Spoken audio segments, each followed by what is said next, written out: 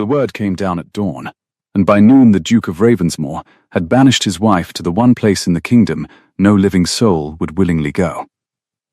Greywater Hold, Eleanor repeated, because she did not at first believe the parchment in her hand had said it. The seal was his own, the raven and the broken tower, pressed into wax the colour of old wine. You are sending me to the cursed marches. I am sending you where you cannot do further harm. Julian, Duke of Ravensmoor, did not turn from the long window of the gallery. Beyond the glass the summer gardens of Ravenscourt lay golden and shimmering in the heat, the gravel walks pale as bone, the roses gone heavy and overblown on their stems. His shoulders filled the width of the casement. He had not raised his voice once, not all morning, and that was the worst of it. A shouting man could be reasoned with. A quiet one had already decided. "Look at me when you cast me out," she said. He turned. She had married this face 2 years ago in the cathedral at Ardennes, with half the peerage watching, and the king's own blessing read aloud. She had thought it a handsome face then, grave and dark-browed. The jaw of a man who broke horses and held the western border against the raiders out of the fells. She had not yet learned how cold it could go. His eyes moved over her, the travelling habit she had already been made to put on, indigo wool too warm for July, the dust of the courtyard on her hem, and something flickered in them and was gone. "The escort leaves within the hour," he said. "Mind the heat. The road to the marches is dry this time of year. That is all." Her voice did not shake. She was proud of that, later, when she had time to be proud of anything. 2 years your wife, and that is the whole of your farewell. Mind the heat. "What would you have me say, Eleanor?" The truth would do. She crossed the gallery toward him, her boots loud on the parquet, and she watched his hand settle on the back of a chair, not gripping it, only resting there, the knuckles pale. "You believe I betrayed you. You will not tell me how, or to whom, or on whose word. You have tried me in a court of one, and found me guilty before the breakfast was cleared. At least give me the charge. You know the charge. I do not." "The letters," he said, and for the first time something cracked through the cold, not loud, but there, a hairline in marble. "The letters to Lord Caro's house. In your hand. Sealed with your ring. Found in the saddlebag of a man taken on the fell road 3 nights past, riding hard for the enemy line." The floor seemed to tilt under her. She had heard the name Caro, only as one hears the name of a distant storm. A baron of the eastern reaches. A man the king watched with narrowed eyes. "I have never written to Lord Caro in my life. They were in your hand. Then your eyes have been deceived, or you wish to be deceived. And I cannot tell which is the greater cruelty." She was close enough now to see the muscle move in his jaw, to catch the scent of him, leather and the bitter green of the rue that grew along the south wall, crushed where he must have walked through it that morning, before he came to ruin her. "Julian, I am carrying your name. I would sooner cut off my own hand than lift it against this house." For a moment, 1 breath, 2, she thought she had reached him. His gaze dropped to her mouth, then away, out to the burning gardens. "The horses are waiting," he said. And that was the end of it. The courtyard at Ravenscourt was a furnace by the time they brought her trunk down. Heat came up off the cobbles in sheets, and the air smelled of hot stone and horse, and the dung-sweet rot of fallen apricots beneath the espaliered trees along the wall.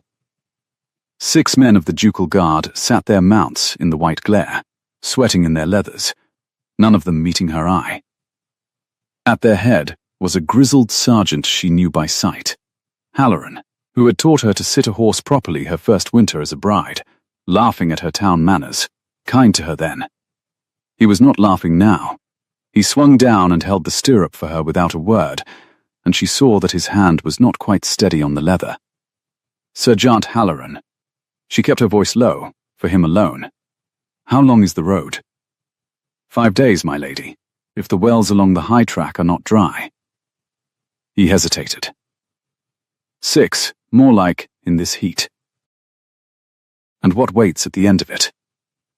"I have heard Greywater spoken of all my life, and never once as a place a person goes to live."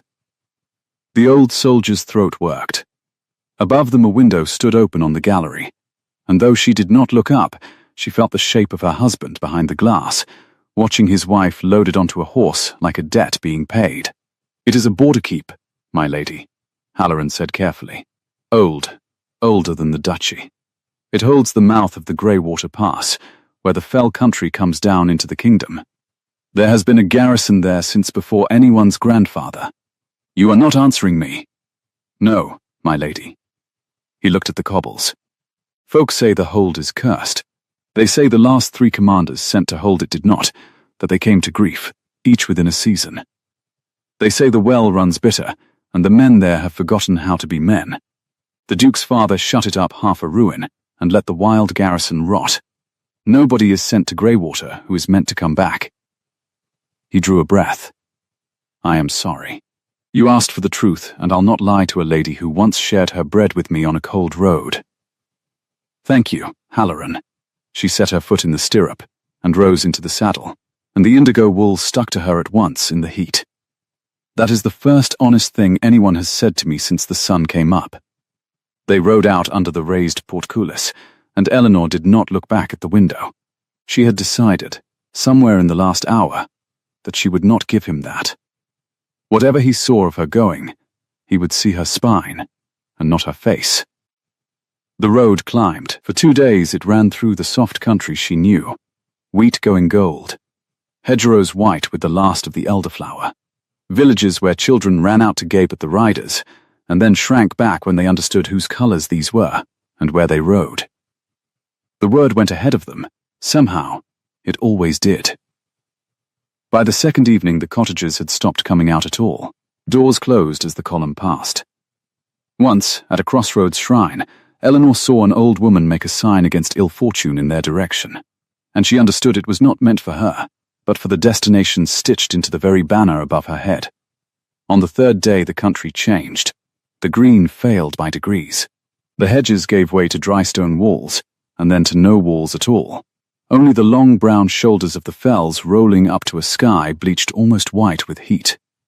The streams they crossed ran low, and the wells, when they found them, gave water that tasted of iron and old leaves. The men spoke less. At night they kept the fires high, though the days were scorching, and they set a double watch. And Eleanor lay in her small tent, and listened to the wind come down off the high country, carrying a sound she could not name.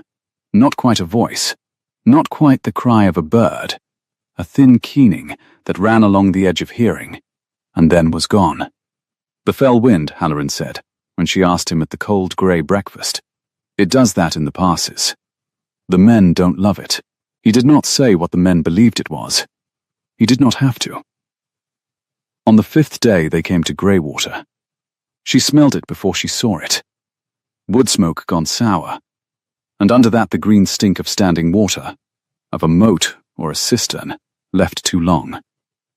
Then the track turned around a shoulder of black rock, and the hold was simply there, hunched in the throat of the pass where the fells came down and pinched the road to a ribbon.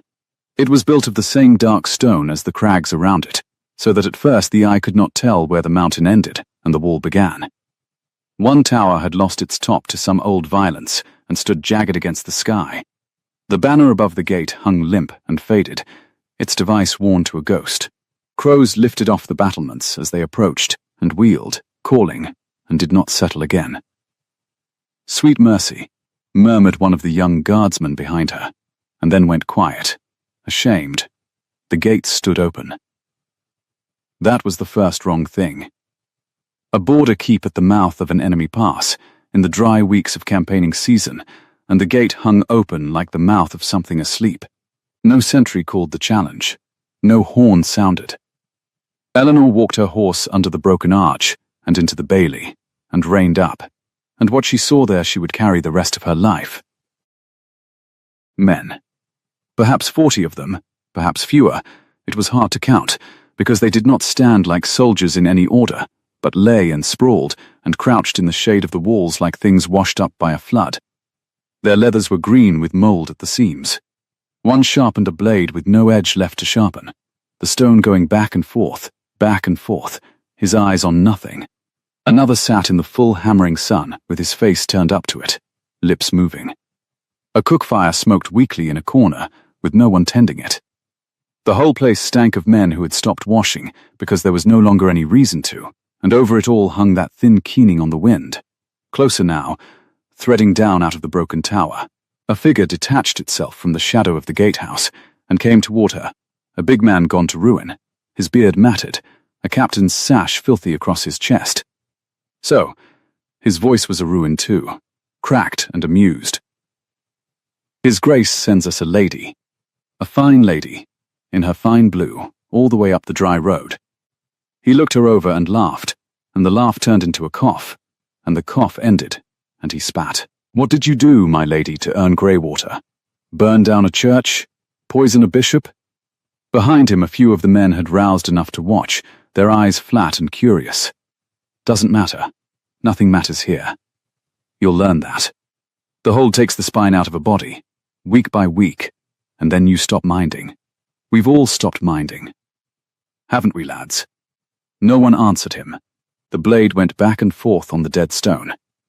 Eleanor sat very still in the saddle, and she was aware of Halloran's hand drifting toward his sword behind her, and of the 6 clean men of the ducal escort gone tight and silent at her back, and of the heat, and the smell, and the keening, and the worn ghost of a banner hanging dead above a fortress her husband had sent her to moulder in, and something in her, something she had not known was there until this exact moment, until she had been stripped of her name and her home and her good fame, and set down at the bottom of the kingdom, with nothing left to lose. Something in her stood up. "What is your name, Captain?" she said. He blinked. "Brennan, Garrison Commander. What's left of one?" Captain Brennan. She swung down from the horse before Halloran could reach the stirrup, and her boots came down in the filth of the bailey, and she did not flinch from it. She was a head shorter than the man, and she walked straight up to him until he had to look down at her, and she let him smell the dust of 5 days' hard road on her and see that she had not wept it off. "You have asked what I did to earn this place. I will tell you. I did nothing. I was sent here on a lie, by a man who could not be troubled to learn the truth, and I have ridden 5 days in the worst heat of the summer to arrive at the end of the world, and find it guarded by men who have decided that the end of the world is a comfortable place to lie down." Her voice carried now, clear and cold and ringing off the black stone, and along the walls heads came up. "I have lost everything a woman can be made to lose. Do you understand what that makes me, Captain?" He stared at her. "No, my lady. It makes me dangerous," Eleanor said. "Because there is nothing left in the world that anyone can take from me to make me afraid." She turned from him, slowly, and looked along the slumped ranks of the garrison, into one ruined face after another. "On your feet. All of you. I do not care what you have been told about this place. I do not care what you believe is coming down off that mountain in the night. From this hour the gate of Greywater Hold does not stand open, and its commander does not lie in the sun talking of how nothing matters. Something matters. I am here, and I intend to live, and you are going to help me do it whether the curse likes it or no. Now stand up." For one long, terrible moment nothing happened. The crows called. The blade scraped once more on the stone, and stopped, and then, here and there along the wall, one man and then another began, slowly, as though they had forgotten how, to rise to their feet. She did not know yet that the man taken on the fell road with her forged letters in his saddlebag had not been riding alone.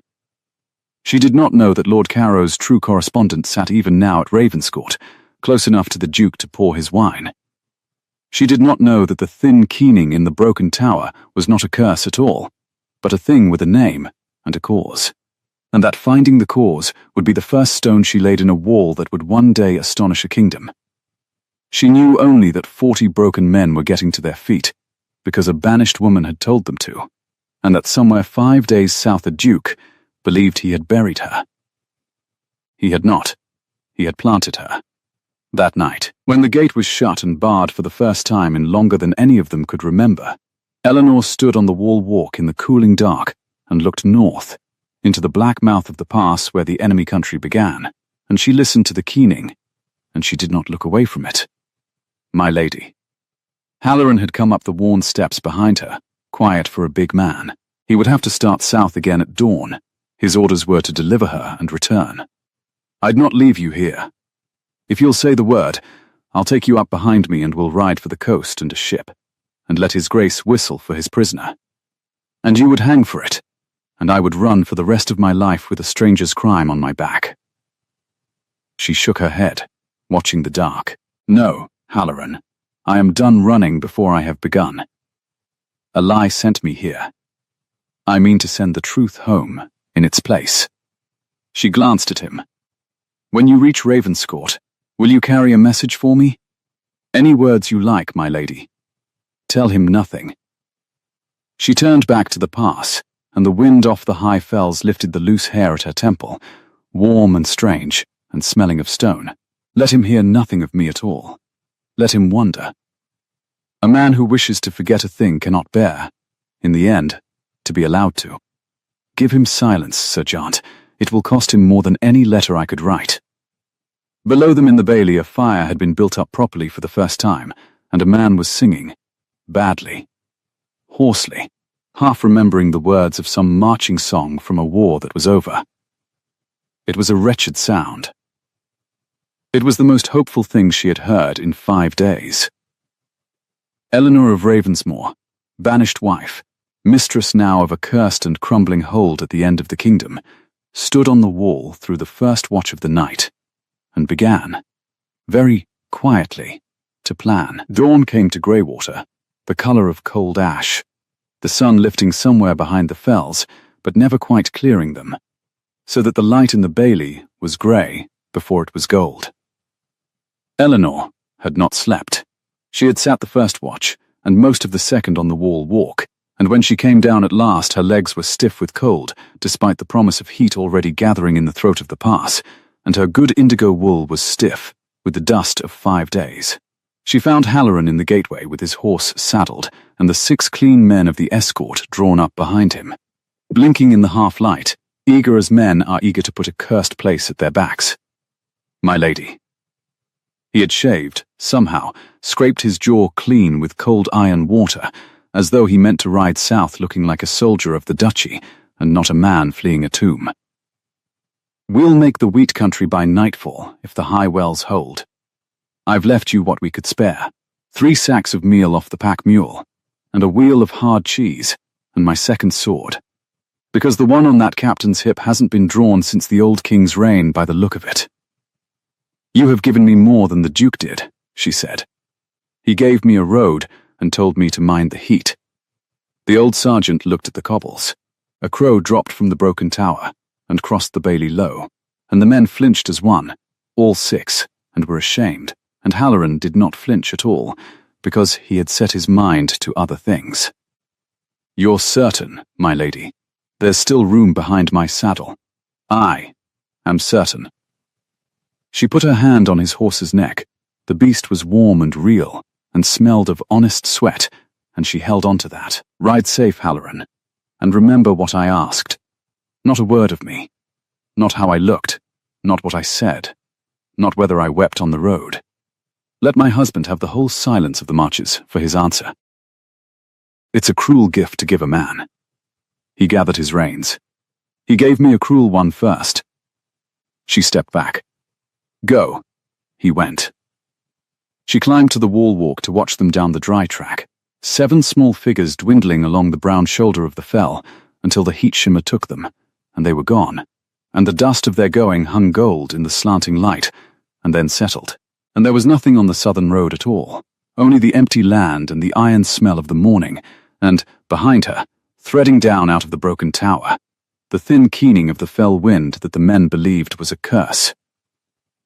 She stood and let herself feel it, the whole weight of the empty country closing around her. The last friendly face gone south.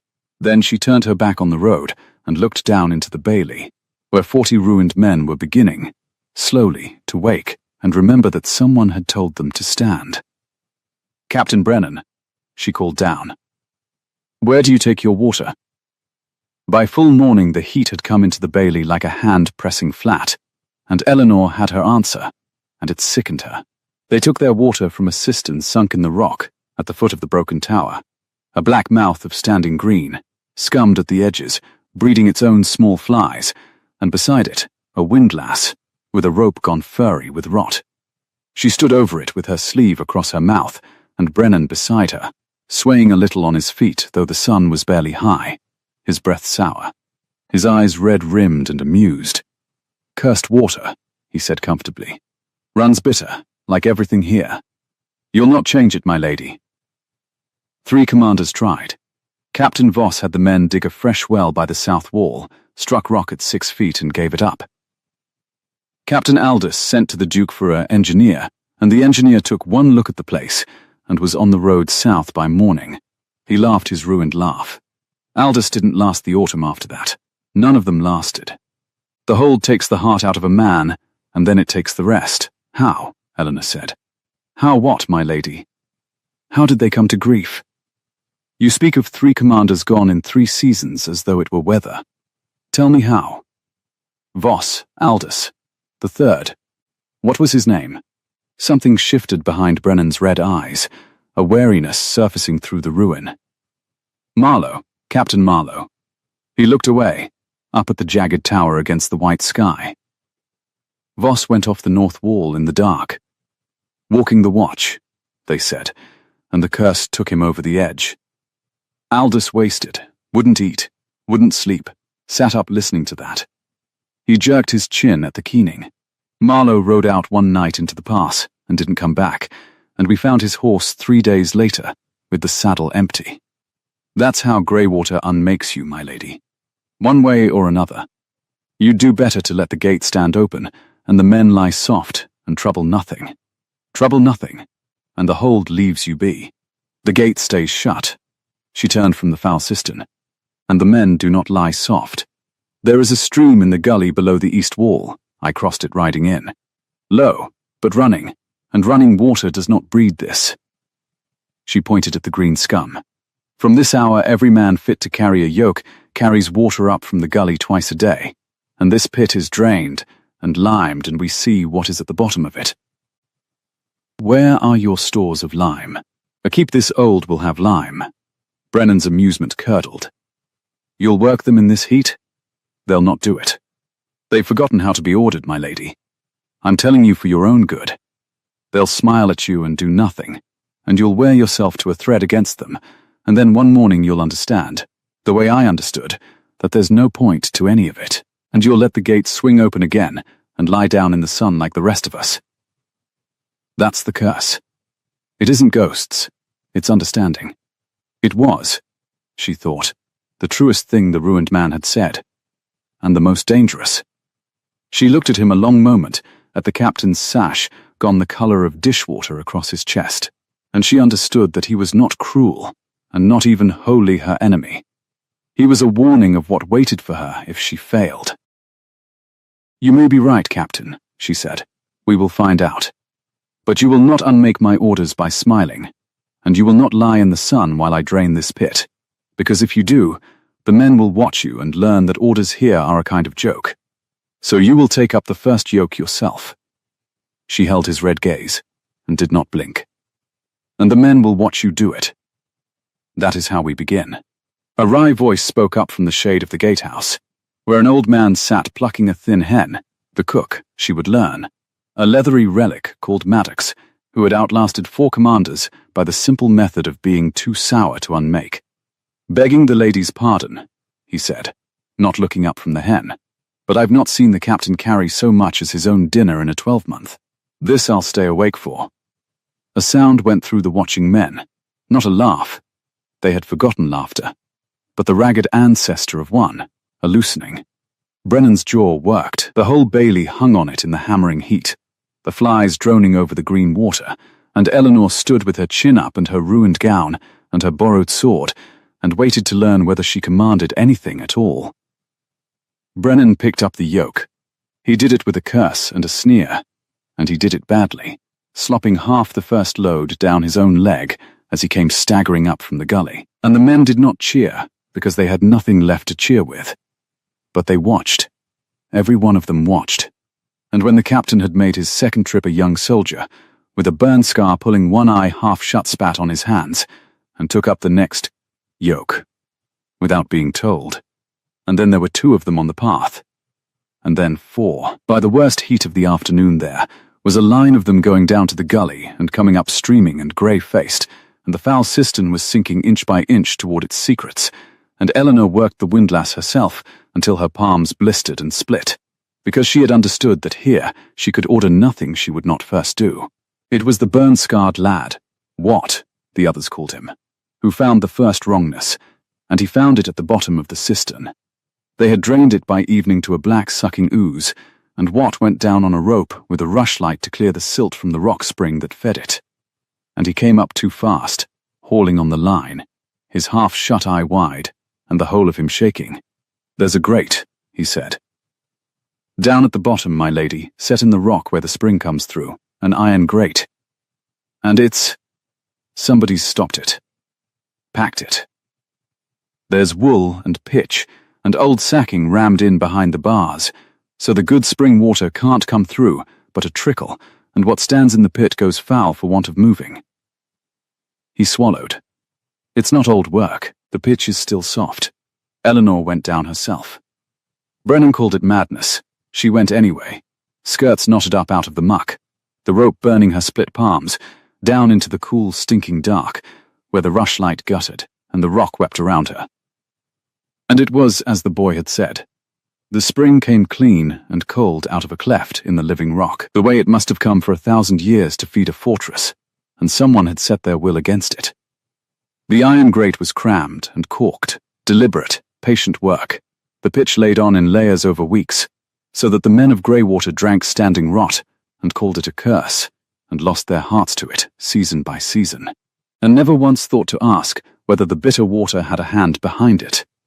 She tore the packing free with her own fingers in the dark, sacking and tarred wool coming away in foul handfuls, and far above her she heard Watts shout as the water began to move, heard the answering sound run round the bailey as the cistern's level checked, and then, impossibly, began to rise clean and cold. She came up into the last red light streaming through the broken tooth of the tower, with pitch under her nails and her gown ruined past saving, and she stood streaming in the gateway and looked at the 40 faces turned toward her, and at Brennan's among them gone grey and strange.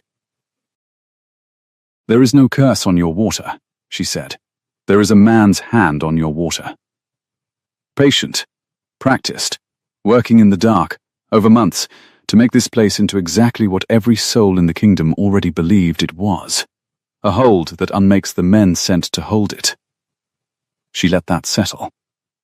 Captain Voss, Captain Aldous, Captain Marlowe, 3 commanders gone in 3 seasons, and a fortress that guards the one road the enemy must take, and a well stopped by hand so the garrison drinks despair. Her voice rang off the black stone. "I came here believing I had been sent to a cursed place. I begin to think I have been sent to a guarded one, guarded against the kingdom, by someone who wants this gate to stand open, and I should very much like to meet him." No one answered. But that night the keening came down out of the broken tower as it always did, thin and high on the warm wind, and for the first time Eleanor did not hear a curse in it. She heard a sound that someone had use for. She climbed the tower the next morning, against every man's counsel, before the heat was up. The stair was a ruin, half its steps gone to a fall of black rubble, and the upper chamber where the floor still held was open to the sky on its broken side, the wind pouring through, and there it was, the keening, made plain. A war horn of old grey metal, cracked along its length, had been wedged mouth outward into a gap in the stones, lashed fast with wire, angled so the fell wind tearing through the pass played across its broken mouth and drew out that thin, unending wail that had hollowed the hearts of 4 garrisons. It was nothing. It was a trick a clever boy might work. And it had been set there by no boy. The wire was good wire, the lashing soldier's work, and around it on the gritty floor, sheltered under the leaning wall, lay the rest of it. A lantern, shuttered, the horn panes smoked. A coil of cord. A folded square of oiled cloth, and inside it, dry and waiting. A fold of dark hooding to mask the lantern's light, to a single, narrow beam. The ash of small fires, days old and days older, layered and scratched into the soot on the leaning stone, where a man might stand night after night and have nothing to do with his hands while he waited. Tally marks.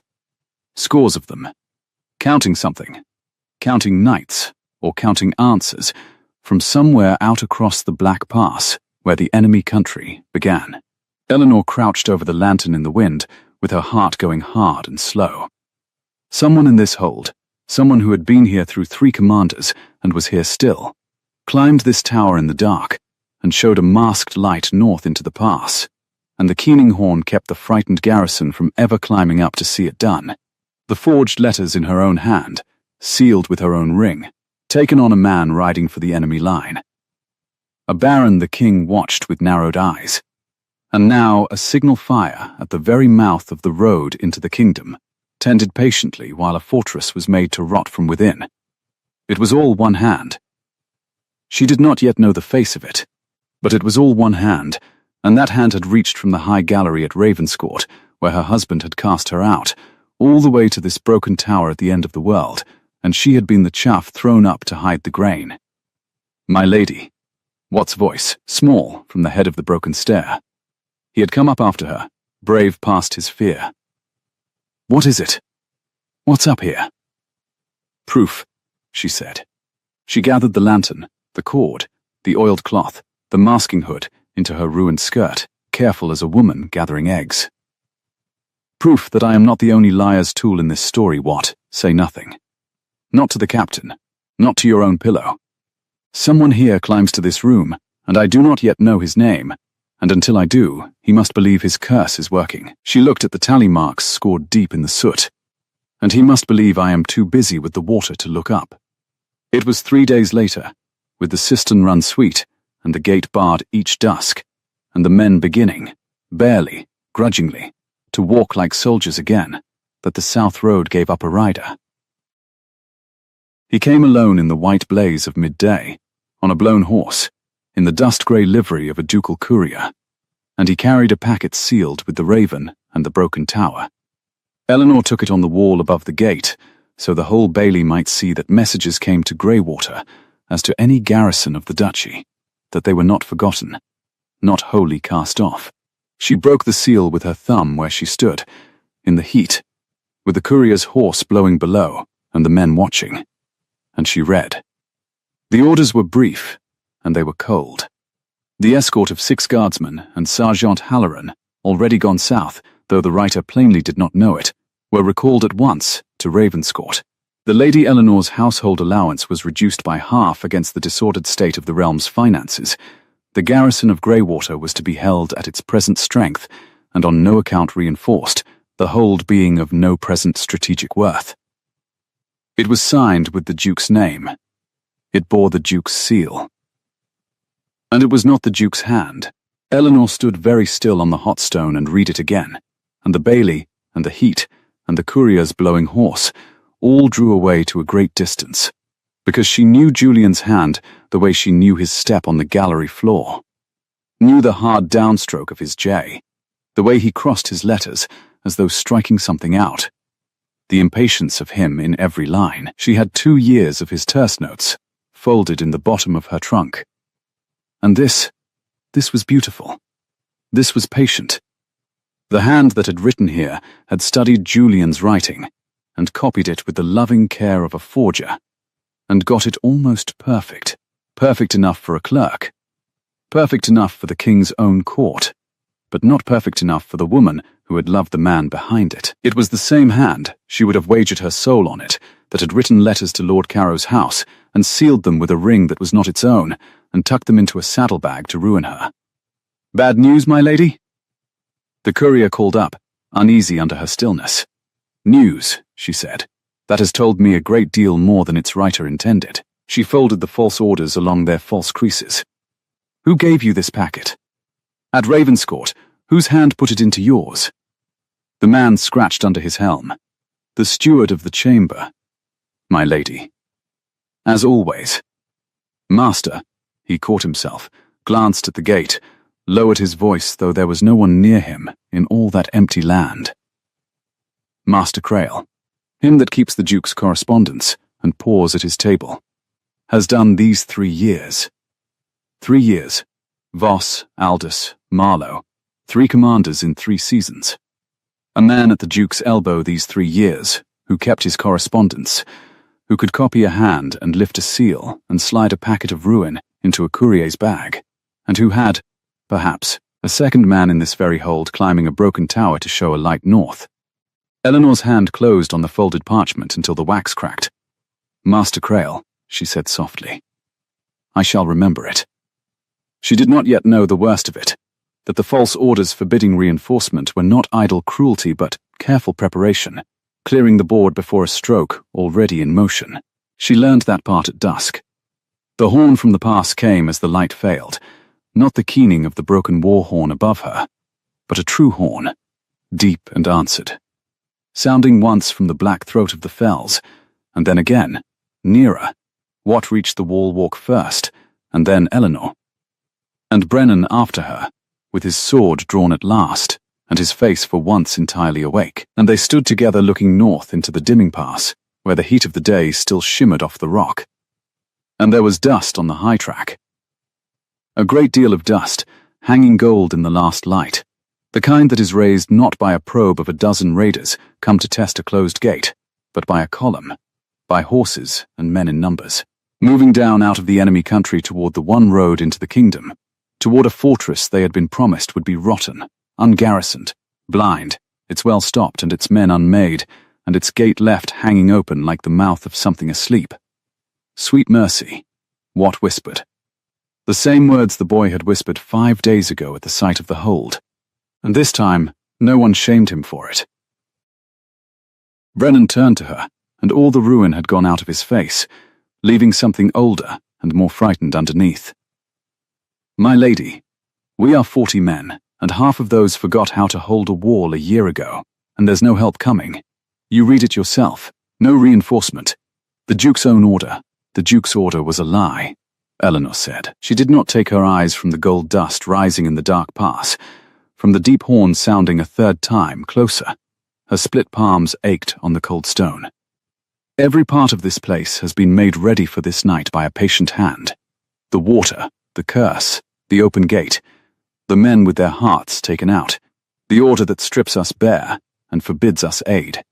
Someone has spent 3 years and 3 commanders building a door into the kingdom, and tonight they mean to walk through it." She drew Halloran's second sword, and the warm blade caught the last red light. "So we are going to disappoint them." "What? The gully gate? The lower postern? Is it barred?" I don't know, my lady." "Then find out. And bar it. And run." She turned on the wall, and her voice went out over the waking, frightened Bailey, clear and cold and carrying, as it had carried on her first hour in this place. "Up. All of you, up and to the walls. The curse is broken, and the water runs sweet, and tonight we find out what 40 men are worth when somebody has remembered to tell them they are men. Maddox, every lamp we own to the gatehouse. Brennan, with me. And then, lower, only for the grey-faced captain at her side. As the horn sounded a 4th time, and the dust came on down the darkening pass, you told me the hold unmakes whoever holds it. Let us find out tonight whether it can be held." Brennan looked at her for a long moment in the failing light, and then he laughed, not the ruined cackle she had heard on her first hour at the gate, but something shorter and harder, a sound with a man's weight behind it.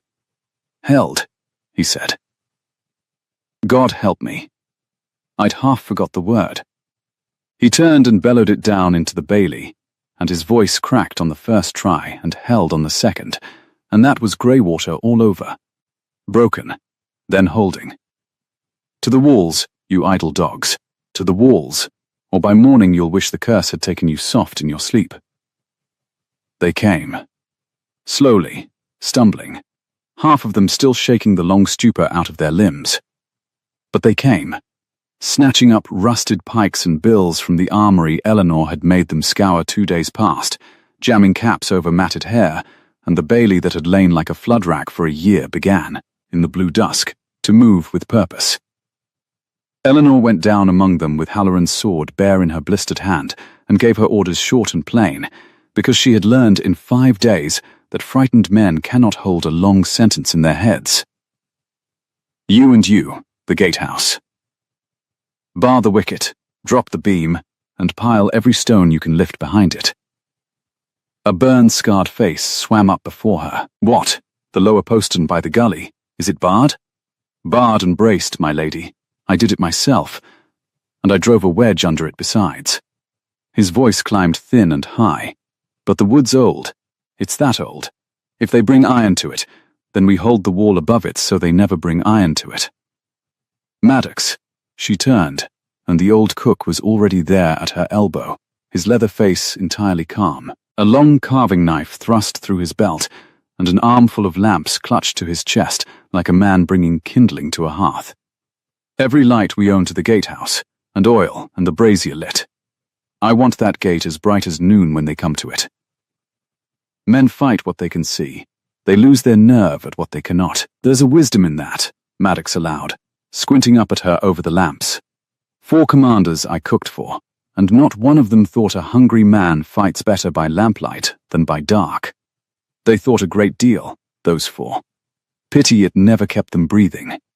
He shuffled off toward the gatehouse, and the dry little remark trailed behind him like smoke, and Eleanor, God forgive her, felt the corner of her mouth tug, because in all that gathering dread the sour old creature was the one steady thing in the yard. She would remember that. Later, she would remember exactly how he had made her want to smile. The dust came on down the pass. By the time full dark settled over the fells the enemy had closed to within a half-mile, and she could hear them, the jingle and thud of a column on the move, the snort of horses, a voice calling a halt in a tongue she did not know, harsh and carrying off the black rock. They were not hurrying. That was the thing that turned her stomach cold. They came at a walk, unworried, the way a man walks up to a house he has already been given the key to. They think the door's open, Brennan muttered beside her on the wall. He had found a breastplate from somewhere, and a helm gone green at the rivets, and he looked almost a soldier again. They've been told it's open. Look at them. No shields up, no scouts out. They're not coming to storm a wall. They're coming to walk into a ruin and find it warm for them. Good, said Eleanor. He stared at her. Good, my lady? A man who expects an open door does not bring a battering ram. She watched the torches kindle one by one along the dark mass below, a slow constellation in the throat of the pass, and the warm fell wind brought her the smell of them. Horse and pitch torch, and the rank closeness of many men, and under it the iron tang of the night. They have come light, and they have come certain. We are 40, and broken, and they are many, and whole. But they do not yet know that anything in this place has changed. That is the only advantage we hold, and we hold it for as long as we can make them believe the curse still binds. She raised her voice along the wall, low and fierce. No man shows himself above the parapet. No man calls out. Let them come right up under us thinking the hold is a corpse. And when I give the word, only when I give it, we teach them otherwise. The torches massed and steadied and began, at last, to come on. He rode out ahead of them, the man who led them, a big rider on a pale horse, bareheaded, a torch lifted high in one fist so that the gate lamps and his own flame lit him gold against the dark. He drew rein a stone's throw from the wall and looked up at the bright gatehouse and the dead-seeming battlements, and he called out in the common tongue of the border, accented, but clear. Greywater, open your gate. He let the pale horse step closer, fearless, contemptuous. We know what you are. We know your well is foul, and your men are unmanned, and your lord has thrown you away. There is no shame in it. Open the gate and stand aside, and not a hair of your heads need come to harm. You were forgotten by your own. Be remembered by us. Open, and live. Along the dark wall, unseen 40 men held their breath, and Eleanor felt the whole night balance on the edge of a knife. She knew what he was doing. He was offering them the very thing the curse had taught them to want, to lie down, to stop minding, to let the gates swing wide, and trouble nothing. Half of them had wanted exactly that a week ago. She did not dare look to see whether any wanted it still. She rose up alone into the lamplight above the gate, in her ruined indigo gown with her hair come loose about a face streaked grey with the pitch of the well, and she looked down at him. "You have been misinformed, sir," she said. The pale horse shied at the sound of a woman's voice from a dead wall. The rider mastered it, and stared up at her, and something in his certainty flickered. "Who are you, the woman who pulled the rag out of your well 3 days ago?" She set her blistered hands flat on the warm stone, so he could see them, black to the wrist. "You were promised a rotten gate, a blind garrison, a hold that would open itself like a flower. Somebody took your good coin for it. I am here to tell you that you have been cheated, and that the cheat has cost you, and that the gate of Greywater stands barred tonight for the first time in 3 years. She straightened. "Go home, sir, or stay, and learn the price of believing a liar. It is the lesson the whole of my last fortnight has taught me, and I find I have a great deal of it to pass on." For a heartbeat, the pass was utterly still. Then the rider flung down his torch, so that it guttered and rolled in the dust, and wheeled the pale horse, and shouted a word into the dark, and the whole gold constellation of the enemy line surged forward at once, with a roar that came up off the rock, and broke against the wall like surf. "Now," said Eleanor, very quietly, and then she screamed it. "Now." The wall came alive. 40 men who had lain a year in the sun rose up together into the lamplight and the night, and the first ragged volley of stones and quarrels and Maddox's lamp oil went down into the packed mass at the gate, and the certainty of the men below shattered against it. They had brought no shields up. They had come to walk into a ruin. The oil caught from the brazier fire and ran flaming down the slope before the gate, and the screaming changed its note entirely, and Eleanor stood in the full glare of it with her sword lifted and her voice raw, calling the throws, calling the line, and beneath her the gate shuddered under the first bodies flung against it, and held. It held, for an hour, in the hammering dark, against everything the pass could throw at it.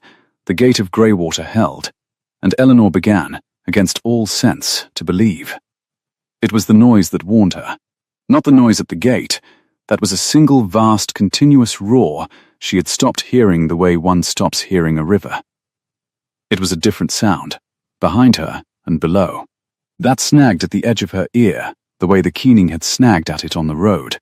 A splintering, a thin shriek of old wood, faint under the battle, from down where the bailey ran into shadow at the foot of the broken tower, from the gully side.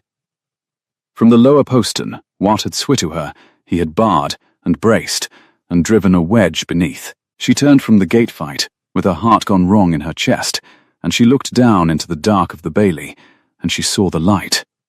It was up in the broken tower. A single narrow beam, hooded and cold, swinging slowly north over the wall into the black pass, and then, as she watched, 3 short blinks, a pause, 3 more. Not the keening horn this time. The lantern, the masked lantern she had carried down in her ruined skirt 3 days past, and locked, with her own hands, in the one sound chest in her own chamber. Someone had opened that chest. Someone was up in the tower now, in the middle of the battle, showing the enemy where the wall was thinnest and the postern weakest, telling them in patient blinks of cold light exactly where to break in. "Brennan," she caught his arm. He spun, sword red to the hilt, his face a stranger's in the firelight. "The tower, the lower postern, they're inside the gully.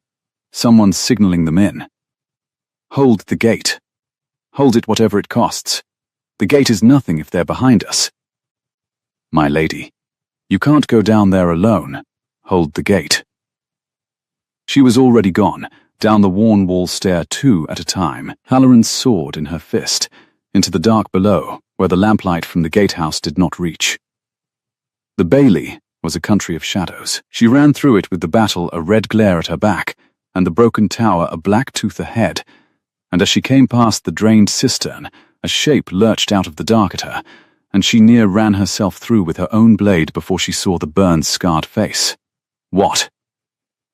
She caught him. The boy was white, gasping. Blood.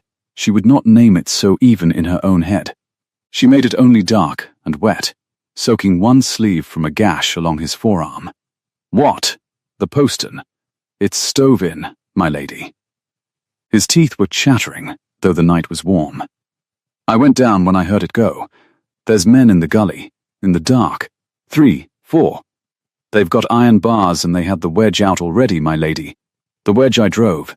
It was out before they ever set bar to the wood. Somebody'd drawn it from the inside. His half-shut eye found hers, huge with the horror of it. Somebody opened it for them. Somebody in the hold pulled my wedge and let them at the wood.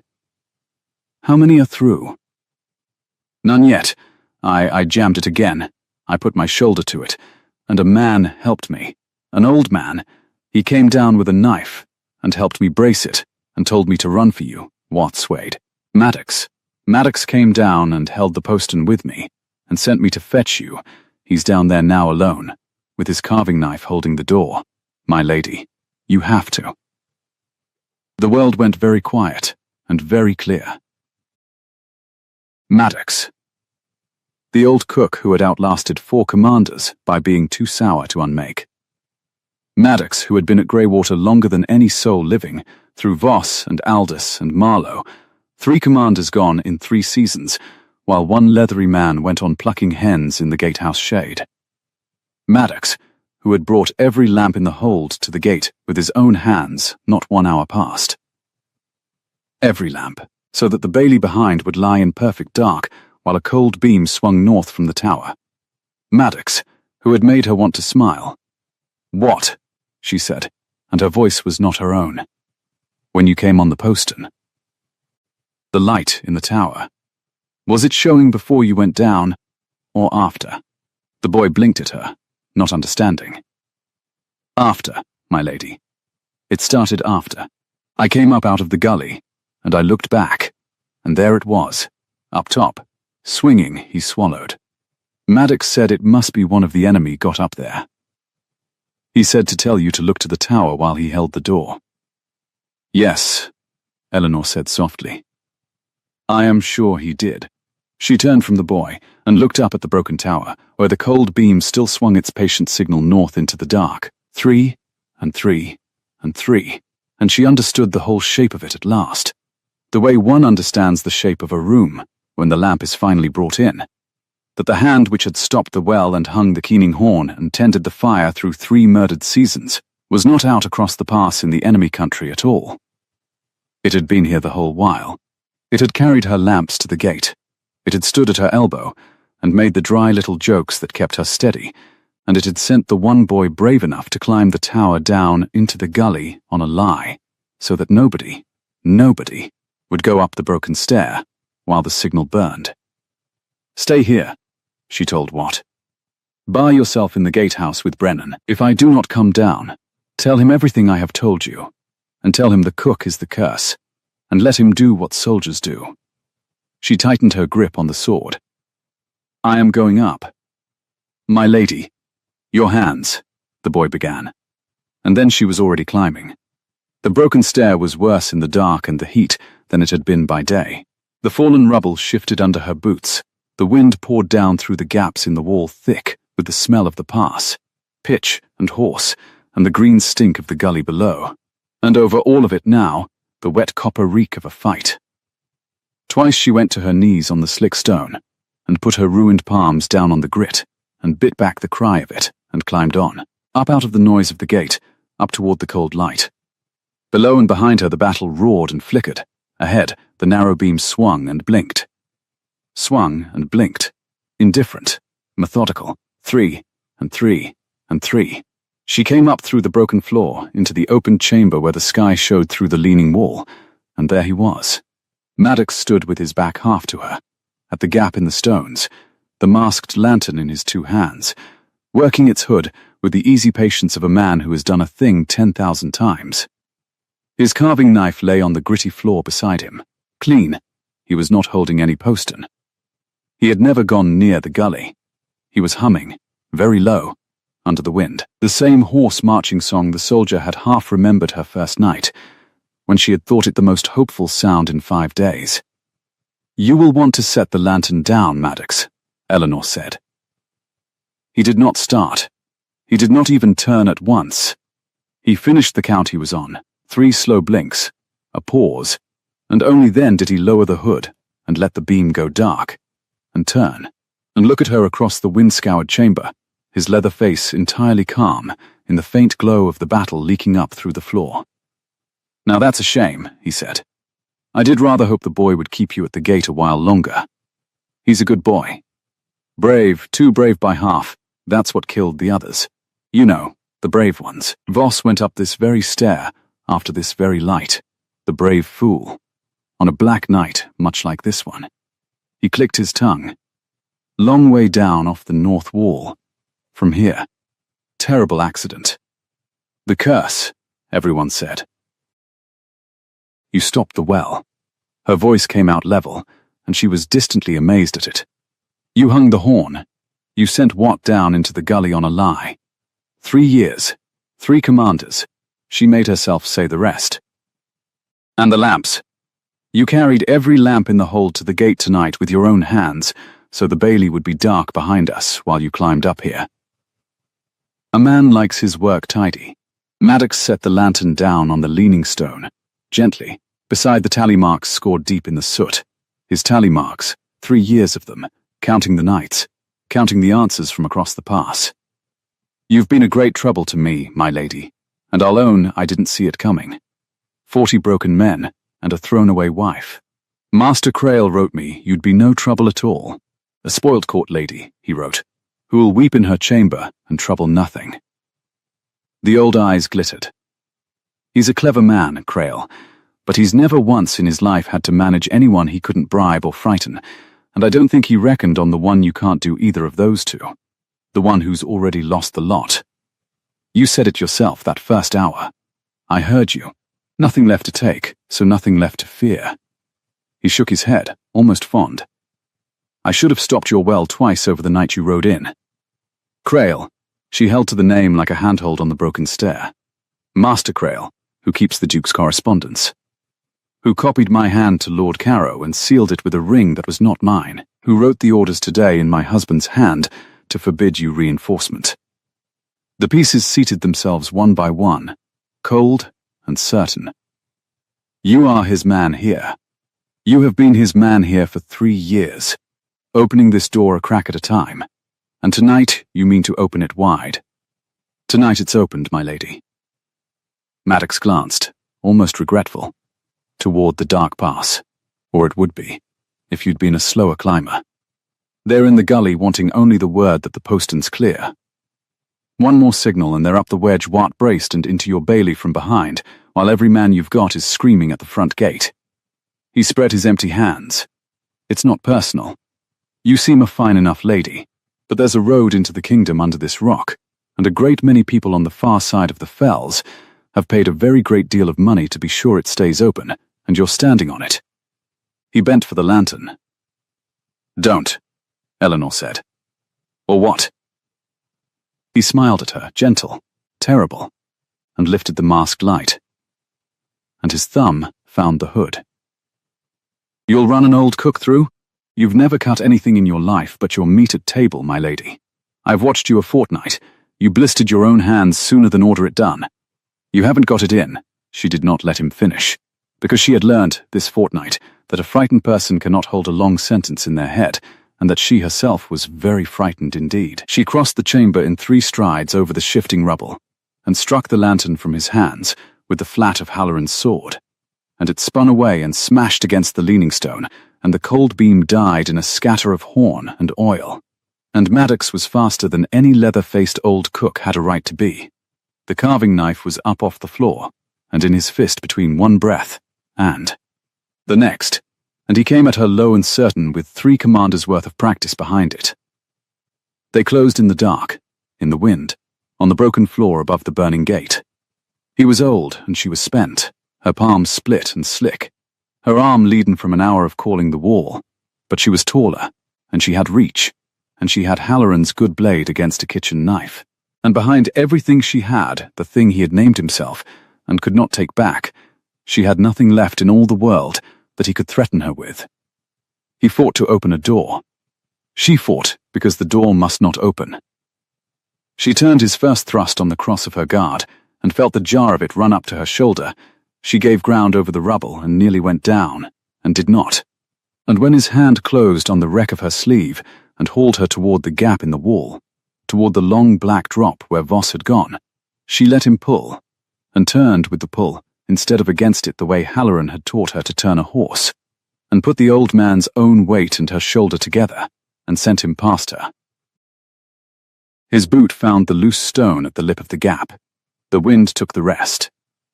There was a sound, short and final, and then only the wind, and the battle, and Eleanor on her knees on the broken floor, with her ruined hands flat on the cold soot, and the tally marks of 3 murdered years scored under her fingers, shaking, whole, alone in the tower.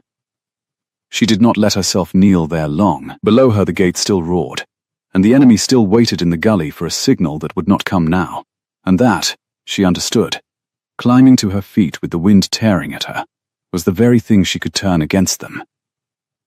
They were waiting for a light. They did not yet know their man in the tower was gone. If she gave them a false one, if she sent them the signal that the postern was clear when it was not, she could draw the whole of that gully force up against a braced door and a waiting wall, and break them on it. She salvaged what she could of the smashed lantern, the hood half melted, one hornpane cracked but whole, and she struck a light from the tinder in the oiled cloth with hands that would barely close, and she leaned out into the black mouth of the pass and showed the enemy the cold beam they had paid 3 years for. 3 blinks. A pause. 3 more. Come up. The way is clear. Come and take your open door.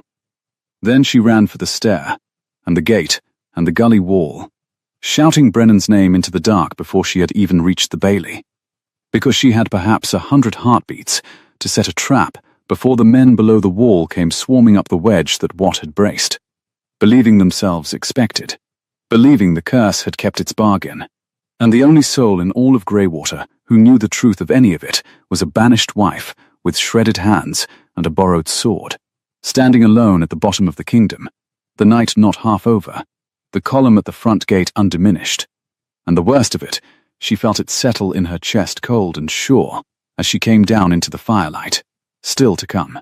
For if Maddox had been Crail's hand here, and Crail sat even now at her husband's elbow pouring his wine, then this attack on a forgotten hold was never the whole of the plot. It was the door. And somewhere south, beyond 5 days of dry road, the men who had built that door so carefully meant to walk a great deal further through it than one cursed keep at the end of the world, and Julian, who had thrown her away on their forged word, would never see the hand that reached for him, because he had sent away the one soul living who had learned to read its writing. "Brennan!" She screamed into the glare. "The gully wall, every man you can spare, they're coming up the postern, and I want them to. Now, Brennan. Now." The gully wall was lower than the gate, old and crumbling, and the men who reached it came in a half-crouch out of the dark below, sure of their welcome.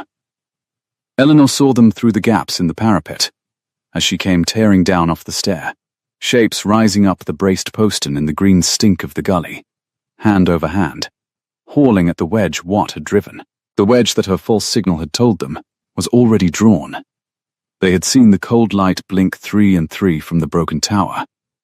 They believed the man in the high room had kept his bargain. They believed the curse still held. Down. She breathed at the dozen men Brennan had peeled off the gate, pushing them flat behind the broken stone with her own bleeding hands. "Let them come over. Let them set their feet on our side before you so much as breathe. They think we are corpses. Be corpses 1 moment longer." The first of the climbers got his elbows over the parapet and grinned in the dark, a young man with a torch, scarred jaw, and he looked along the wall walk at the dozen still shapes and took them for the slain. He swung his leg across.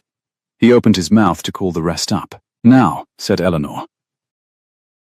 They rose. The young man's grin was still on his face, when Brennan took him by the collar and the belt and pitched him back into the gully on top of the men climbing behind, and then the whole short stretch of wall was a churn of bills and pike butts and falling bodies, and the certainty went out of the enemy below in a single ragged scream of confusion. Men who had come to walk through an open door finding it slammed and bristling. They could not get up the wedge with their own people falling on them. They could not see in the dark how few held the wall. They broke off the postern and milled in the gully, and the warm, fell wind carried up the sound of an army that has lost the one thing it was promised, surprise, and does not know what else it has lost with it. The oil, Eleanor called. Maddox's lamp oil, what's left of it, down the gully, and a torch after. Not to burn them, to show them. Let them see how thin we are, and run, or let them see and stay, and break their teeth on it. Either serves. A jar went over, and a brand spun after it, and the gully bloomed orange, and in that light the men below at last saw the truth of Greywater.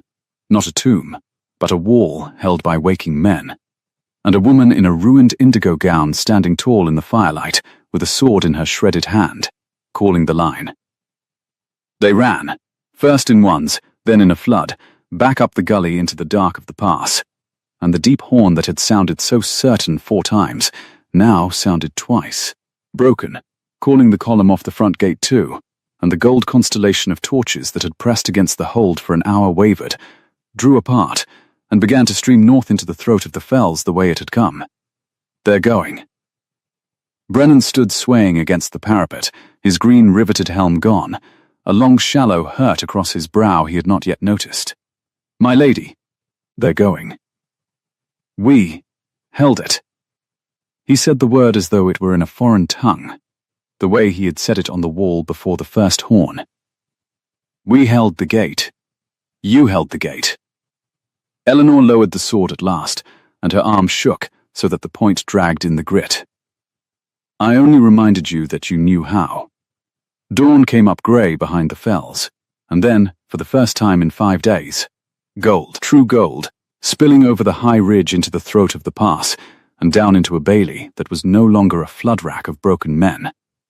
They had set their own watch without being told.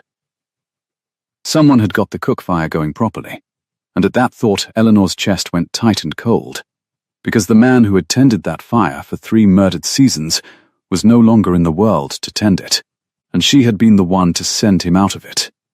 She told them the truth on the wall walk in the first clean light, all of them gathered below in the gold and the long blue shadow of the broken tower. Because she had learned in a fortnight that men who are lied to lose their hearts, and these had only just got theirs back. There was no curse on Greywater, she said. There was a man, one of your own.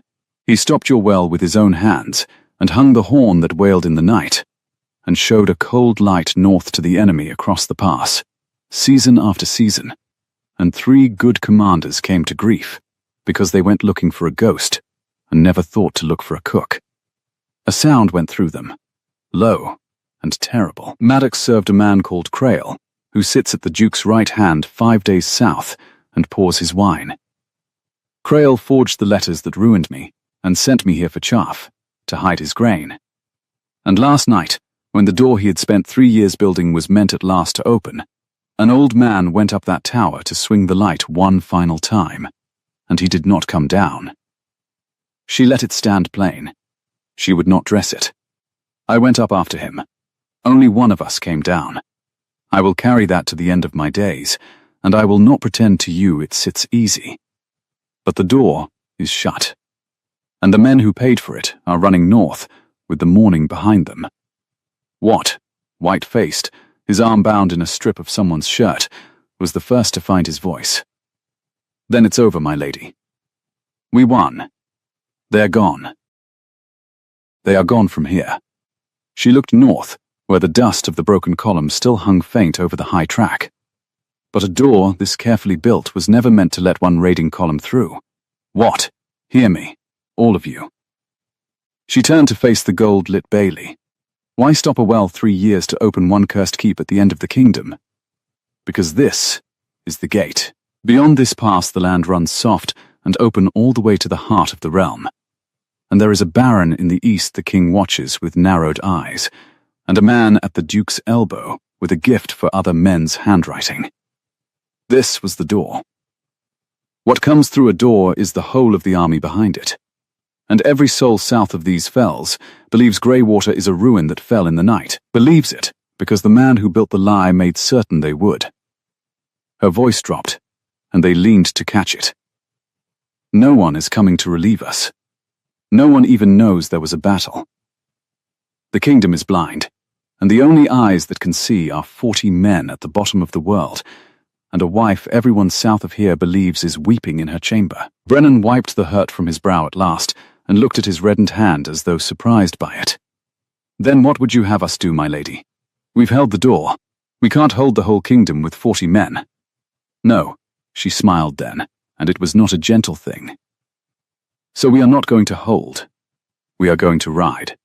They brought her the captured officer at midday. The one man of the gully assault too hurt to run, dragged up out of the green ditch and propped in the shade of the gatehouse, and he was young and handsome under the grime in the way the enemy's people ran handsome, fair and high-cheeked, and frightened, and willing, in the end, to trade what he knew for water and a road home. Eleanor crouched before him in the heat with a cup in her ruined hands, and did not threaten him, because she had nothing left to threaten anyone with, and had learned that this was a strength. You came down the pass certain, she said. Tell me why. He drank, and his eyes went sidelong to Brennan's blade and back to her face, and found there something that frightened him more than the sword. A calm, we were told, he said in the thick border common tongue. 3 nights, then the door opens. The cook would show the light. We were the first through, the hand that opens the latch from inside. Behind us, he swallowed. Behind us, my lady, in the high valleys, 10 days back, there is more. Much more. We were the key. The key turns, the host follows. By the next dark of the moon they meant to be past the fells, and onto the king's roads, and there was talk through the camp of a baron of the east rising to meet them, and of a friend at the king's own court who would swear the marches had fallen of their own rot, and not by any treason at all. He looked at the gold light on the black stone, as though seeing it for the first time. We were not to fight. We were to walk in. Nobody told us the door would have a woman behind it. The dark of the moon, Eleanor repeated. She had been counting nights herself, on the road, in the tower, she knew the moon. 11 days. 11 days, the young man agreed, and shut his eyes. 11 days for a host 10 days back in the high valleys, to come down on a kingdom that did not know it was at war. And 5 of those days the road south to Ravenscourt, to the king's seat beyond it, to the man pouring wine at her husband's elbow. The arithmetic was very simple and very cruel. And Eleanor stood up out of her crouch in the hammering noon, with it cold and whole in her chest, and she understood that she had perhaps 6 days to turn a blind kingdom's face toward the north, and not 1 hour to spare on grief or on the question of whether anyone south of the fells would believe a banished wife. What? She did not raise her voice. She no longer had to. Can you ride? Truly ride, hard, with that arm. To the end of the world, my lady. Then you are riding to the next world over. She was already moving, calling for the maps Maddox had kept.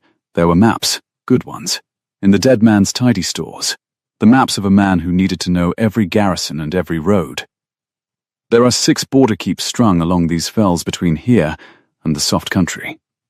Voss, Aldous, Marlow, Crail unmade Greywater, because Greywater holds the only pass a host can bring horse through. But the other 5 hold the bridle paths, and they have not been rotted, only forgotten. Their commanders will not know me. They will know this. She drew her own ring from her finger, the ring whose seal a forger had copied to ruin her, and pressed it into the warm wax of a fresh written page, and the raven of the duchy bit clean into it. A Duchess of Ravensmore calls the border garrisons to muster. Whatever they have heard of me, they have heard nothing of the host in the high valleys, and a soldier left in the dark for years will follow the first voice that tells him the truth, and means it. I have learnt that this fortnight too. By the third day, the dust on the southern road was raised not by 7 men dwindling, but by a column coming on. Eleanor sat her horse at a crossroads shrine in the brown fell country, where, a lifetime ago, she had watched an old woman make a sign against ill fortune at her passing, and she watched the garrison of Holt's Edge come down the bridle path to her muster. 60 men, under a lean grey captain named Forrester, who had held a forgotten keep for 9 years and never once been sent so much as a barrel of nails. He drew rein before her and looked at the banner she had made them stitch through 2 nights, the Raven of Ravensmoor, but quartered now with a broken tower made whole, the device of a hold that had held. And he looked at the woman beneath it in her ruined indigo, and her bound hands, and at the hard-faced men of Greywater drawn up at her back, who had been, a week past, the laughing-stock and terror of the marches. Their saying along the paths, Forrester began, gruff, wary, that the thrown-away Duchess has gone mad up at Greywater, and is raising the border in her own name against the king. They are saying it because a man at court wishes it said, Eleanor answered. Ride to my left hand and judge for yourself whether I am mad, Captain, and in 6 days you may tell the king to my face that his border did not fall asleep, that it woke. She leaned toward him in the saddle, and the wind off the fells lifted the loose hair at her temple, warm and dry and smelling of stone and bruised heather. There is a host coming down the Greywater Pass at the dark of the moon, and a baron rising in the east to meet it, and not a soul south of these hills knows it, but the men behind me. You have held an empty path 9 years for a kingdom that forgot your name. Here is the hour it was all for. Will you spend it asleep, or will you come and be remembered? Forrester looked a long moment at the banner of the mended tower. Then he turned his horse to her left hand without a word, and his 60 fell in behind her 100.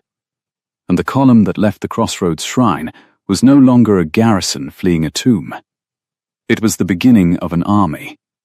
It grew on the road as a stream grows. Garrison after garrison came down to the seal of the Raven, and the mended tower, the men of Holt's Edge, and Carrow Ford, and the 3 Sisters' keeps. Lean, forgotten soldiers who had held the bridle paths in the dark for years and wept. Some of them, openly, to be at last called by someone who knew they were there. By the 5th day, Eleanor rode at the head of near 500, hard border men who knew every fold of the fells, and the word ran ahead of her down into the soft golden country, the way the word of her disgrace had once run, but turned now, inside out, so that the cottagers who had shut their doors at the sight of her colours came out instead into the wheat-gold evening to watch the banished Duchess pass at the head of a host, and did not make the sign against ill fortune, and some of them, the old soldiers among them, took down their grandfather's bills from over the hearth, and fell in. She did not feel like the kingdom's finest army. She felt like 500 tired people on dusty horses. But she had learned, this fortnight, that the difference between a rabble and an army is only whether someone has remembered to tell them what they are for, and she told them, every dusk, around the fires, until they began to believe it before she did. On the 6th day she came in sight of Ravenscourt, and she learned how nearly she had come too late. The golden gardens she had last seen shimmering in July heat lay quiet under an evening haze, the gravel walks pale as bone, the roses gone heavy and overblown on their stems, and across the great south lawn, where she had once walked as a bride, stood drawn up the cold ranks of the king's own household guard, 300 strong in royal scarlet, their pikes a steel hedge in the slanting sun. They had not come north to meet the host in the valleys. No one had told them of the host in the valleys. They had come to Ravenscourt, she would learn, to take the Duke of Ravensmoor in the king's name for treason with the eastern Baron Carrow, on the strength of letters, in a duchess's hand, sealed with a duchess's ring, found riding for the enemy line. The trap had 2 jaws. Eleanor saw it whole in the moment she crested the rise and looked down on the scarlet ranks. Crail had not only opened the northern door, he had arranged for the kingdom's strength to be facing the wrong way entirely, gathered here, at Ravenscourt, around the throat of an innocent man, while 10 days north a host came down an unwatched pass. By the time the king's guard discovered they had arrested the realm's most loyal sword on forged evidence, The dark of the moon would have come, and the enemy would be on the king's roads, and there would be no border army left to stop them. Because the border army was here, exhausted, behind a banished wife, looking very much in the amber evening light like a rebel host come to free a traitor duke by force. My lady. Forrester had come up beside her, and his lean face was grim. 300 royal guard, drawn for a fight, and 500 of us fell weary, looking for all the world like exactly what that man at court will have told them we are. We ride down there, we look like treason proving itself.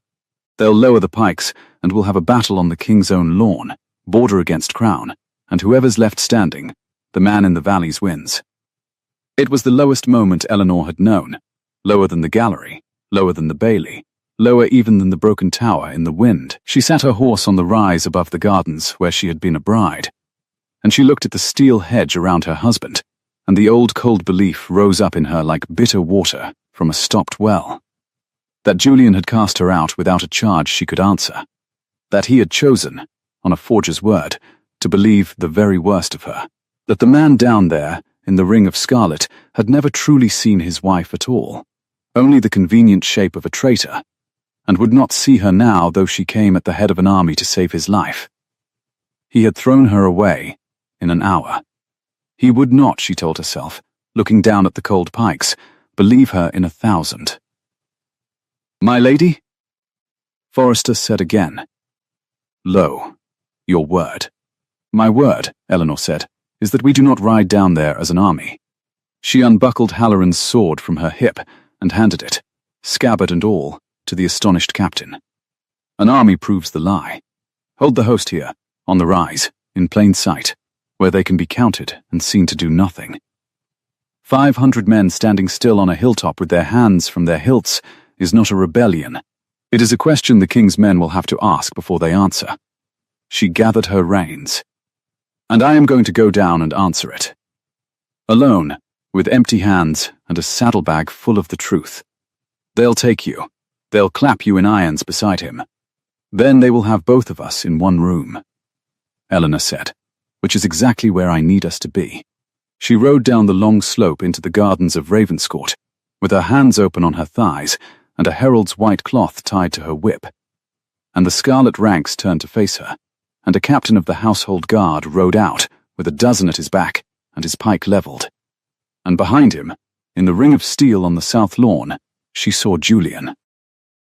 He stood bare-headed in the amber light, his hands bound before him, his dark head up, and even cast as a traitor he stood like a man holding a border, broad shoulders filling the space the guard had penned him into, his grave hard face turned, in that moment, toward the rise where 500 silent men stood beneath a banner he did not know. She saw the instant he found her in the descending rider. She saw it go through him like a blade. 2 years his wife, sent 5 days north to Moulder, and here she came down his ruined gardens at the head of a host, and whatever he had believed of her in the gallery, he could not have believed this. Hold! The guard captain barked, and his pike point hovered at her breast. Name yourself, and call off that rabble on the hill. Or by the king's law, I am Eleanor, Duchess of Ravensmore, she said, and her voice carried across the lawn the way it had carried off black stone, clear and cold and ringing in the warm evening, so that the scarlet ranks heard it, and the man in their midst heard it. And the rabble on the hill is the border army of the Marches, who 6 days ago broke an enemy host at the Greywater Pass that this court does not yet know existed. I have not come to free a traitor. I have come to show the king's men they are arresting the wrong one, and to put into your hands the proof of who the right one is. The man who forged the letters you hold sits in this house. He pours the Duke's wine. His name is Crail. And if you send for him now, this moment, before he hears that I am here, you will have your traitor by nightfall. She lifted her bound-up, blistered hands so they could all see them, black yet, with the pitch of a well 300 miles north. I will give you my person freely. I ask one thing in exchange. Send for Crail, and let me face him in front of the Duke and your own officers, and let the truth do what truth does. If I lie, you lose nothing. You have me and the Duke both, and my army stands idle on a hill. If I tell the truth, you save the kingdom a great deal more than one duke. It seems to me a poor wager to refuse."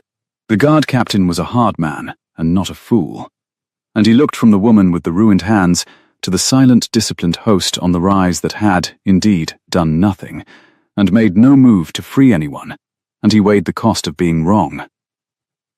"Bring the steward Crail to the gallery," he said at last to one of his dozen. "And the duke. And her." He looked down at Eleanor. "If this is a player's trick, my lady, you'll wish you had stayed in the north." "I have spent a fortnight wishing a great many things," Eleanor said, swinging down into the gravel she had last trodden as a bride. "Wishing has not once changed the weather. Let us go and see what the truth changes." They brought them all together in the long gallery where it had begun. The same gallery, the same tall windows pouring the same gold over the same overblown roses, and Eleanor stood in the heart of it in her ruined gown, and felt the whole shape of her fortnight close like a ring. Julian was set at one side under guard. The king's captain and 3 of his officers stood at the center, and through the far door, summoned and unsuspecting, came Crail. He was beautiful. That was the thing she had not known, and might have guessed. That a hand so patient and a cruelty so practiced would wear a fine face, smooth and fair and unhurried.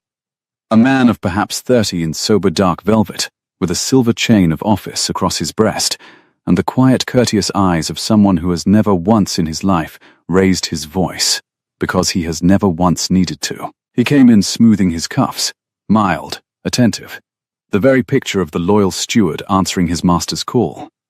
And then he saw her, and for the smallest part of a heartbeat the smooth, fair face went perfectly still, the way a frozen pond goes still, and Eleanor saw it, and knew that everyone in the room had seen it too.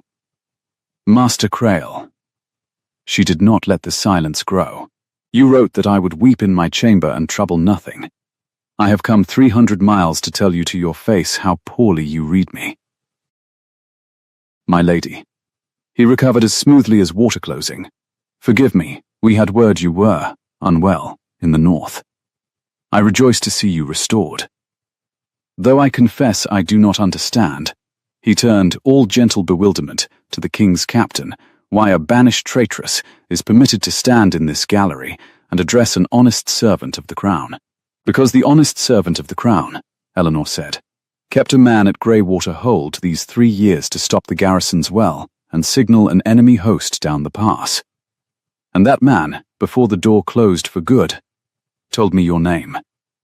She did not raise her voice. She had learned from Brennan, from Maddox even, that the quiet ones had already decided.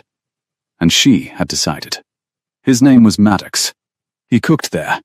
He said, and I will give you his words, exactly, that you wrote him I would be no trouble, a spoilt court lady who'll weep in her chamber and trouble nothing. Did you write him those words, Master Crail? Think before you answer. There are 4 of the king's officers listening, and they will remember which way you jump. "I have never in my life heard the name," Crail said, and his voice was perfect, warm and faintly pitying. "My lady, grief and exile have plainly disordered you.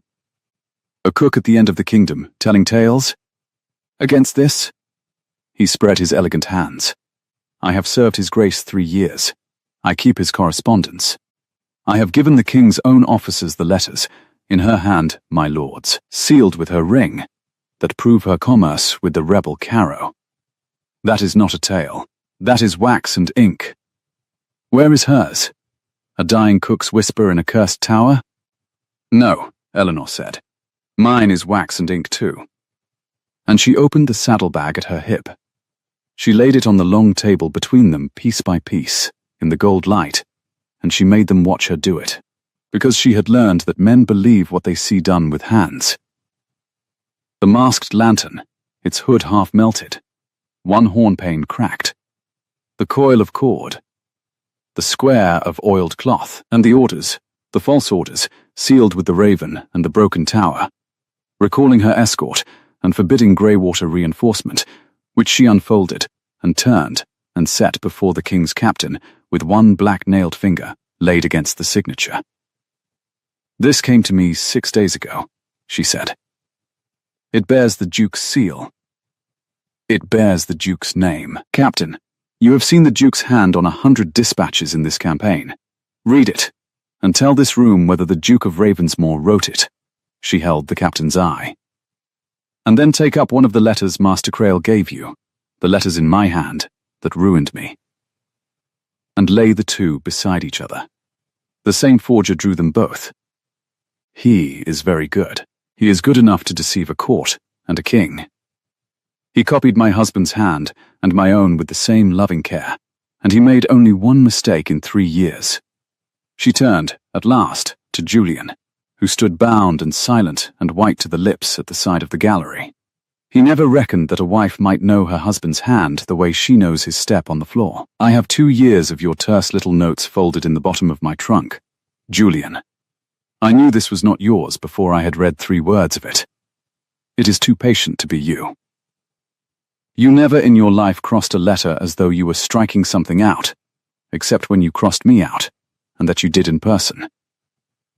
The captain bent over the 2 papers. He laid them side by side in the slanting sun, the false ducal order and the false duchess's letter, and the whole gallery hung on the small movement of his eyes from one to the other and back. A clock ticked somewhere. Outside the tall windows a thrush sang in the overblown roses, careless of all of it. "They are the same hand," the captain said slowly. "God's truth. The same downstroke. The same hand wrote both." He looked up, and his face had changed. "Master Crail, you gave us these letters from the Duke's correspondence. You alone keep that correspondence. You alone had the Duke's seal to your hand, and the Duke's writing under your eye 3 years together." And Crail, who had never once in his life raised his voice, raised it now.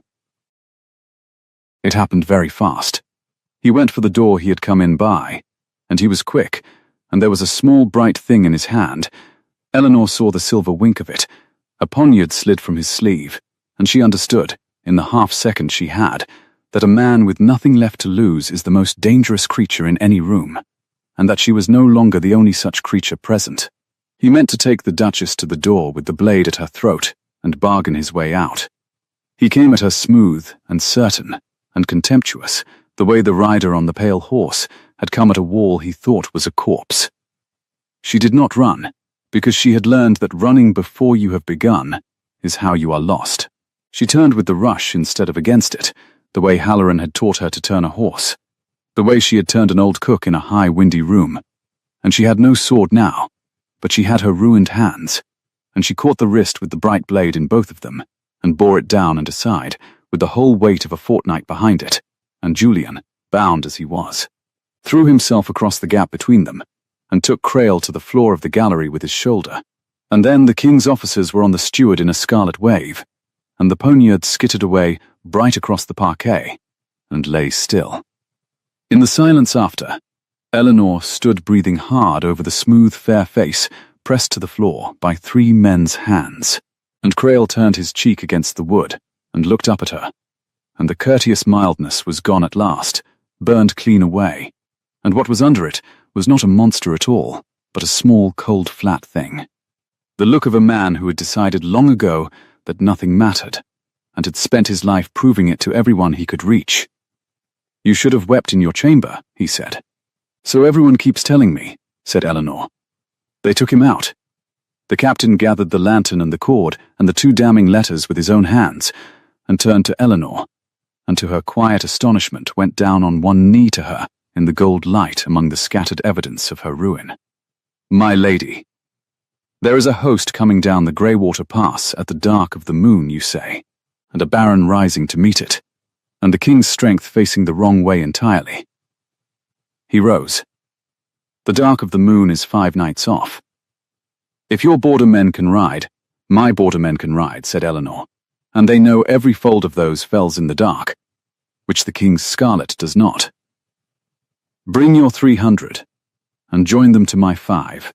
Send to the king tonight for the rest, and we will have a true army between the enemy and the kingdom, before the moon goes black. I have broken the door once already. I find it is a thing one gets better at with practice. She glanced toward the rise beyond the windows where the host still stood. But that is a council for an hour from now.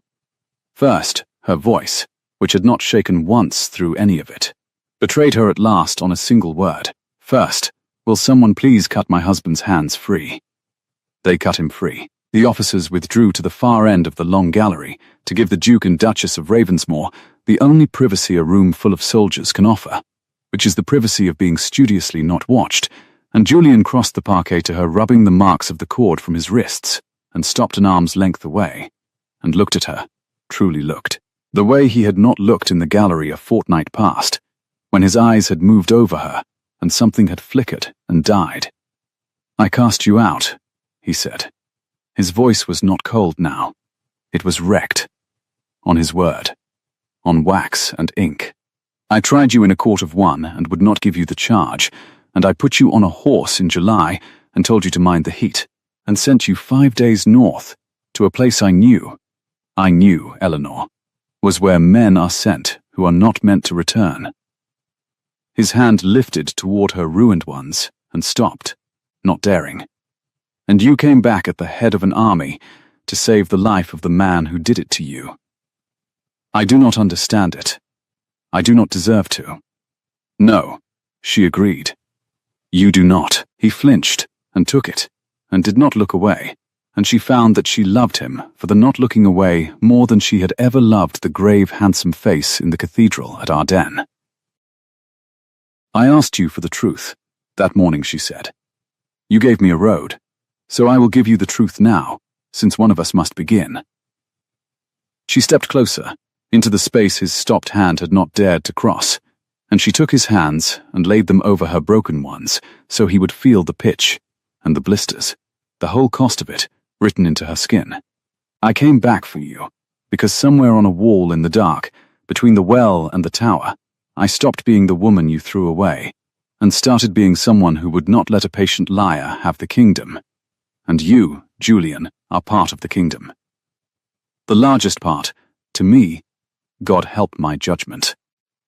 I did not ride 300 miles to forgive you. I have not decided whether I forgive you. I rode them because I would not give Crail the one thing he wanted, which was for me to lie down in the north and let him take everything, including you." Her voice dropped. "Hating you would have been lying down. I found I could not afford it. Then let me earn the deciding." He turned his bound-marked wrists so that he held her hands now, gently, around the hurt. "I will go to the king myself and lay down the marches into your hand. The command of the border army is yours, in law and in the field.